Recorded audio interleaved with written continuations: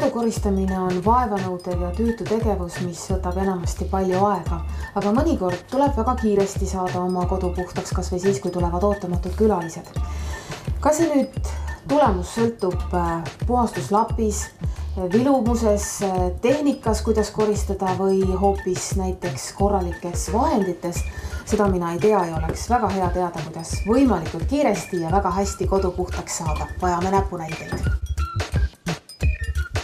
Igas kodus on olemas kohad, mille koristamine võib valmistada tõelist peavalu. Aga seal samas on olemas väga lihtsad viisid, kuidas ebameeldiv mustus saaks eemaldatud kergelt, mõnusalt ja lihtsalt. Ja püüamegi vaadata, et kuidas see välja näeb.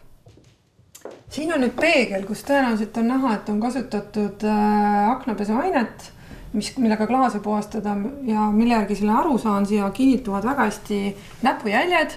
Kui minna nüüd jälle ainega seda tegema, siis kanname uue kihi peale, aga täna on mul siin kaasas veega niisutatud mikrokihud lapp, ainult puhta veega. See on spetsiaalselt klaasidele mõeldud lapp.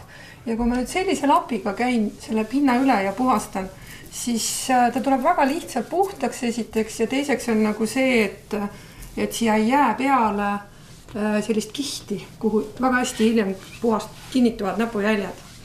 Ja mis selle asja puhul veel on oluline, et oluline on see, et me seda lappi voldime.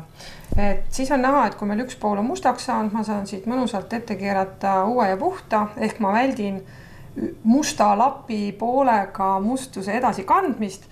Ja teine asi on ikkagi see, et ma niisutan teda veega ja kui ma ei tohi seda niisutada liiga palju, sest kui ma siia liiga palju vett panen, siis see mikrokiudude vahe on vett täis ja samal ajal ta hakkab seda mustust siia laiali kandma ehk ei tee puhtaks.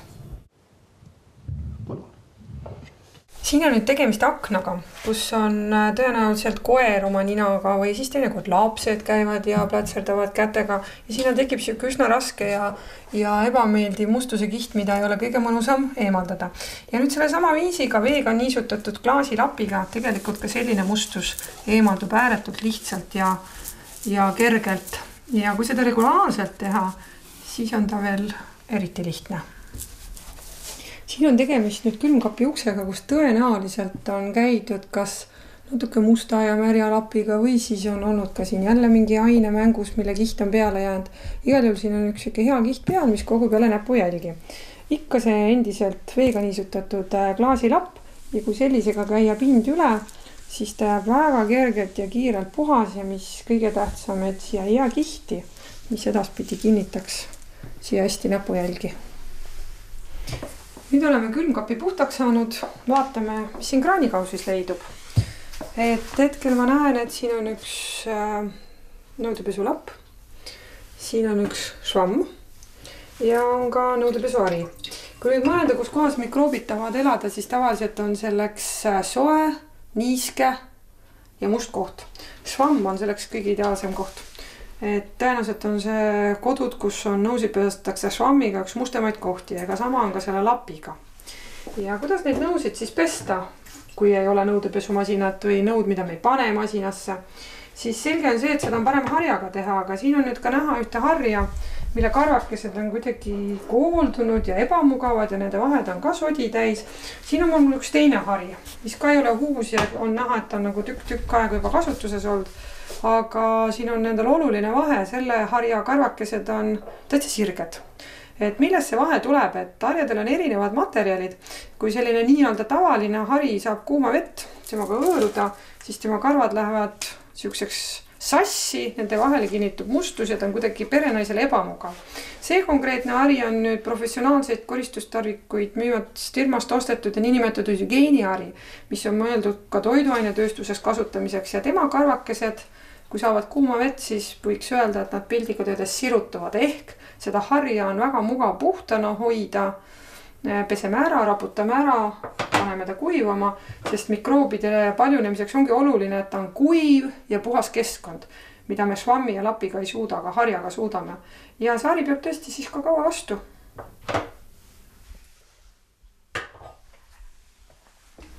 vaatame ja kiikame nüüd vannituppa, et mis meil siin on.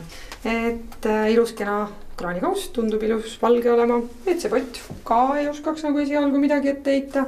Ja tihti me kuskil reklaamides kuuleme, kuidas meid hirmutatakse mingite koledate kollidega, mis tulevad kuskilt serva alt. Keegi räägib, et WC-poti nupp on kõige mustem. Aga täna on mul siin kaasas üks UV-lamp, mis aitab näha seda mustust, mida silmi seleta. Ja vaatame, kustutame tule ära ja vaatame, kus kohas veel võib mustust olla, mille peale me ei pruugigi tulla. Ja kui me ei tea, siis me ei oskagi neid kohti puhastada. Siin selle WC-poti jala puhul me näeme niisuguseid triipe. Ja see on üsna tüüpiline, et kui me regulaarselt ei pühi WC-poti jalgu, siis siia tekivad niisugused triibud, mida me silmaga ei näe. Ja selle koha peal tihti arvatakse, et selleks, et neid eemaldada, kindlasti vajame mingit karmi puhastuskeemiat ja kõvasti õõrumist ja mõni arvab, et peab üldse eripuhastustööd tellima. Ja proovime, kuidas meil õnnestub neid triipe siit eemaldada. Kui kerge või raske see on, siis mina julgeks öelda, et nad tulid ikka väga lihtsalt ära. Ja tegemist oli puhta lapiga, mis oli lihtsalt veega niisutatud. Teine selline tüüpiline koht, kuhu tihti peale WC-des mustus koguneb, on WC-poti ümbrused seinad, kuhu tulevad pritsmed. Seal võivad olla uriinipritsmed, seal on pritsmed sellest, et laseme vett peale ja potist pritsib. Ja siin ka hetkel on näha sellist seina. Ja ka siin seina puhul tihti arvatakse, et see nüüd eeldab suuremat küürimist. Aga proovime seda seina täna siin selle sama veega niisutatud mikrokiudlapiga ja vaatame, kuidas meil õnnestub selle seina puhtaks saamine. Ja näete, kui ma siit ükskord tõmban, siis ma julgeks öelda, et ta on juba puhas. Ehk teisi sõnutsi piisab lihtsalt veest ja lapist. Ja üldiselt on niisugused sõltumatud uuringud näidanud, et kui on puhas mikrokiudlapp ja puhta veega niisutatud, siis isegi sellised A-grupi infektsiooniviirused ta võtab ilusti endaga kaasa ja ei ole meil vaja mõelda ka desinfitseerivate ainete peale. Nii et nagu nägite, see käis kähku ja mugavalt. Vaatame nüüd puutepindasid, et hetkel on meil siin üks lüliti, et ka sellised kohad on strateegilised kohad puhastuses, võiks öelda, sellepärast, et erinevad inimesed erinevatel aegadel neid puudutavad ja siia me paneme mustust ja siit me ka saame seda mustust. Ja kui on haiguste periood, siis selliselt me võime ka mustust ja pisikuid saada ja teistele anda. Ja hetkel tundub see lüliti päris kena ja puhas olema, aga vaatame nüüd jälle, mis meie lamp näitab selle kohta, et mis mustust ja me siit ka leiame. Ja nagu praegu siit näha on näha, et seda lülitit on päris kenasti puhastatud, aga puhastamata on jäänud serv ja puhastamata on jäänud selle lüliti ümbrus.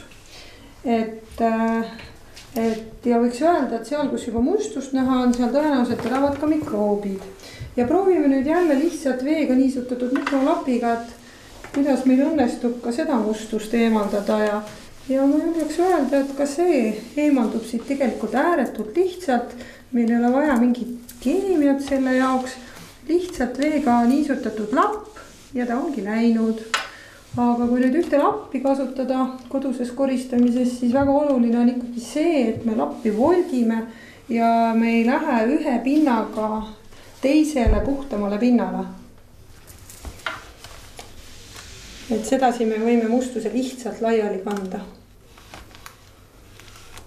Täna käisime väikse tiiru peale siin kodus ja vaatasime, kuidas selliseid keerulisele tunduvaid kohti saaks kergelt puhastada. Et mida on näidanud kogemus, et kui inimesed on natuke õppinud koristamist, käinud kodukoristuskursusel siis ja küsid, et kuidas läinud on, siis esimene emotsioon on see, et pärast koristust on kodu tunduvalt pikemalt puhas, õhk on värske ja asi oli kuidagi kergem. Et näiteks ühe mu kolleegi lapsed ütlesid, oi ema, täna on kolmapäev ja tolmu ikka veel näha ei ole, et varem oldi harjutud, et esmaspäeval on ta juba tagasi. Nii et tegelikult on väga lihtsaid, väga mõnusaid, vähese keemiaga või peaaegu üldse keemiavabasid koristusnippe olemas, nii et koristamine ei pea olema